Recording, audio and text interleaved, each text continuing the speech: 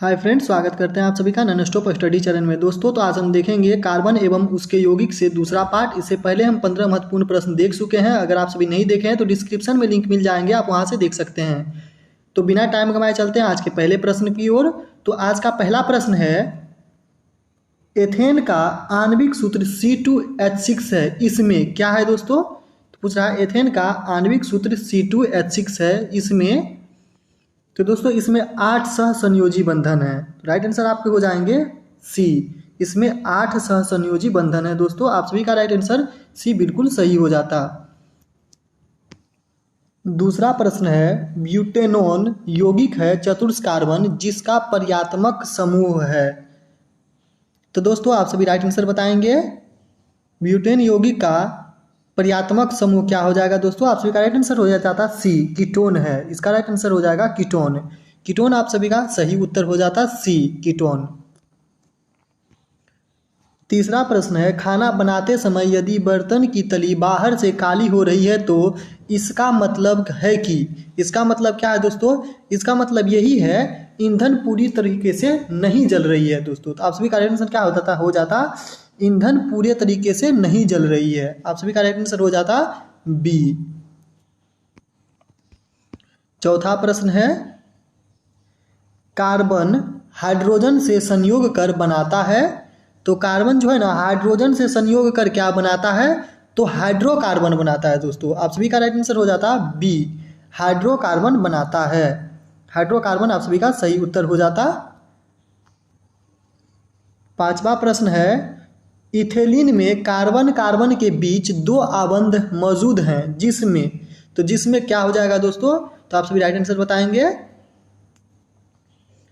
तो दोस्तों आप सभी का राइट आंसर हो जाता बी, दोनों सिग्मा आबंध होते हैं। तो दोनों सिग्मा आबंध होते हैं, आप सभी का राइट आंसर हो जाता। छठा प्रश्न देखेंगे। छठा प्रश्न क्या है, इथेन में कितने सहसंयोजक आबंध हैं? तो दोस्तों इथेन में कितने सहसंयोजक आबंध हैं? तो आप सभी का राइट आंसर हो जाता 7। 7 जो है आप सभी का सही उत्तर हो जाता दोस्तों, 7।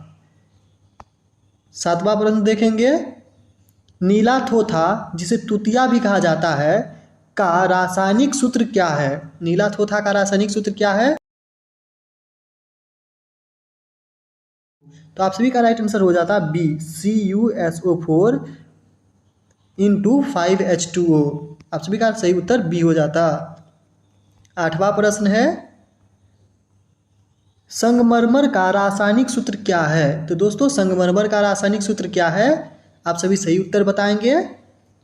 तो दोस्तों संगमरमर का रासायनिक सूत्र CaCO3 होता है। आप सभी का राइट आंसर ए हो जाता, CaCO3। आप सभी का राइट आंसर हो जाता। 9 नंबर का प्रश्न है, चीनी का रासायनिक सूत्र क्या है? तो दोस्तों चीनी का रासायनिक सूत्र आप सभी जानते ही होंगे कि C12H22O11 होता है, यानी कि C12H22O11 होता है दोस्तों। आप सभी का राइट आंसर सी हो जाता। 10वां प्रश्न है,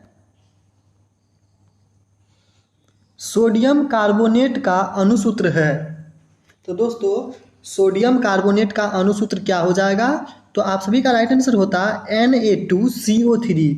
Na2CO3 को जो है सोडियम कार्बोनेट कहा जाता है। तो आप सभी का राइट आंसर हो जाता ए, Na2CO3 को सोडियम कार्बोनेट कहा जाता है। 11 नंबर का प्रश्न है, निम्न में से किस हाइड्रोकार्बन के 3 आबंध होते हैं? तो दोस्तों निम्न में से किस हाइड्रोकार्बन के 3 आबंध होते हैं? तो आप सभी का राइट आंसर हो जाता दोस्तों C3H4 के। C3H4 के 3 आबंध होते हैं।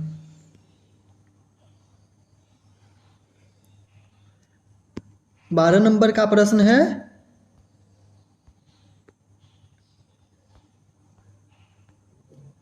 हीरा और ग्रेफाइट कार्बन के क्या हैं? तो दोस्तों हीरा और ग्रेफाइट कार्बन के क्या हैं? तो दोस्तों आप सभी जानते ही होंगे हीरा और ग्रेफाइट जो है ना वह कार्बन के अपरूप हैं दोस्तों। आप सभी का राइट आंसर हो जाता डी, वह कार्बन के अपरूप हैं।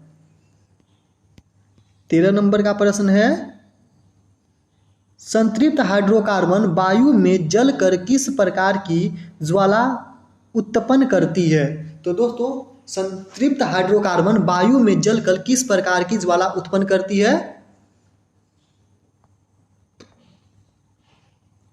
तो आप सभी का राइट आंसर हो जाता है सी, स्वच्छ ज्वाला उत्पन्न करती है। दोस्तों स्वच्छ ज्वाला जो है आप सभी का राइट आंसर हो जाता ऑप्शन सी, स्वच्छ ज्वाला उत्पन्न करती है संतृप्त हाइड्रोकार्बन वायु में जलने के बाद। 14 नंबर का प्रश्न है, असंतृप्त हाइड्रोकार्बन वायु में जलकर कैसी धुआं उत्पन्न करती है? तो दोस्तों संतृप्त हाइड्रोकार्बन जलता था तो कैसा होता था? श्वेत स्वच्छ ज्वाला होता था। यहाँ पे क्या हो जाएगा, उसका उल्टा हो जाएगा, काला धुआं वाली पीली ज्वाला। तो आप सभी का राइट आंसर हो जाएगा बी, काले धुएं वाला पीली ज्वाला। तो दोस्तों आप सभी का राइट आंसर हो जाता है काले धुएं वाली पीली ज्वाला, आप सभी का राइट आंसर हो जाता। 15 नंबर का आज का आखिरी प्रश्न है, निम्न में से कौन सा यौगिक ईंधन के रूप में इस्तेमाल किया जा सकता है? तो दोस्तों कौन सा यौगिक ईंधन के रूप में इस्तेमाल किया जा सकता है? तो आप सभी का राइट आंसर ए हो जाता इथेनॉल। इथेनॉल जो है ना ईंधन के रूप में भी इस्तेमाल किया जा सकता है। आप सभी का राइट आंसर ए हो जाता ethanol. Thank you for watching video my friend.